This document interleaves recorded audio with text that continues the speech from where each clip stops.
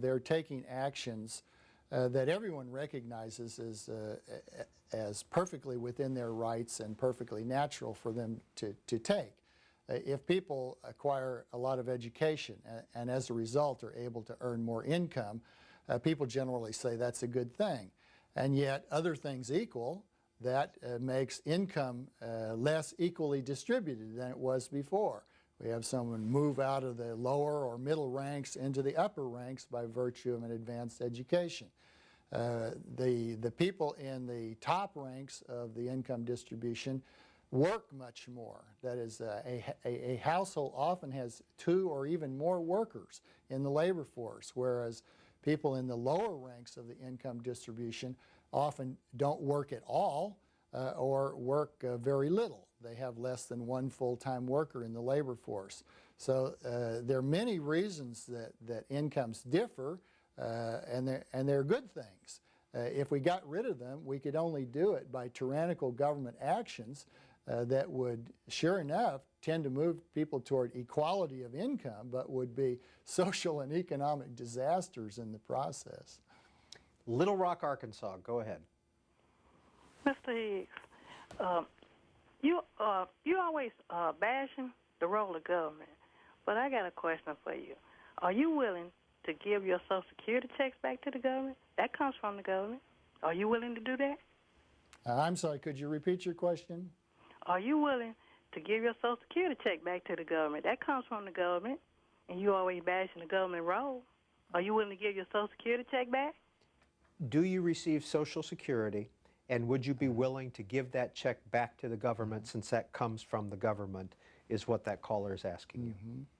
Oh, I would I'm not on Social Security, but I would devoutly wish I'd never been made eligible for it, for that matter, because if I had instead been able to keep the money that was taxed away from me for Social Security taxes, I would have been able to invest it in a way that left me much better off than I will ever be if I take the Social Security pension.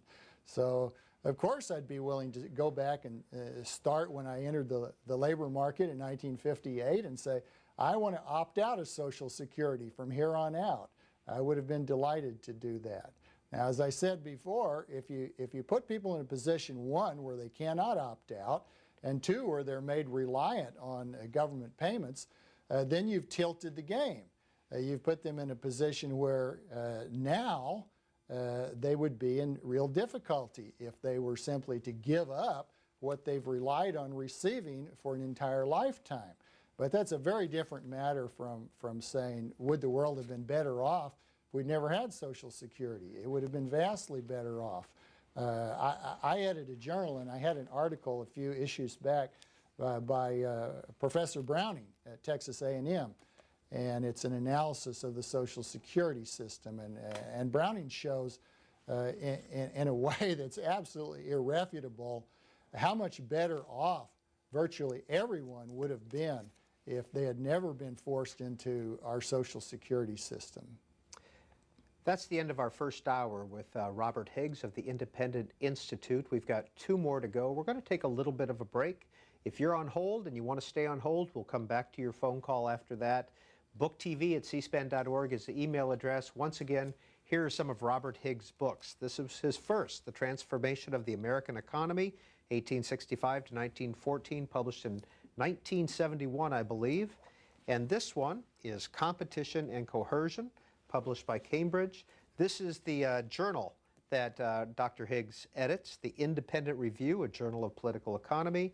Neither Liberty Nor Safety, Fear, Ideology, and the Growth of Government, published in 2007. Government and the American Economy. This is a compilation of essays. Dr. Higgs contributed to that. Depression, War, and Cold War Studies in Political Economy, just out in paperback. Against Leviathan, Government Power in a Free Society. Crisis in Leviathan, Critical Episodes in the Growth of American Government. And Resurgence of the Warfare State, the Crisis Since 9/11. We'll be back after a short break.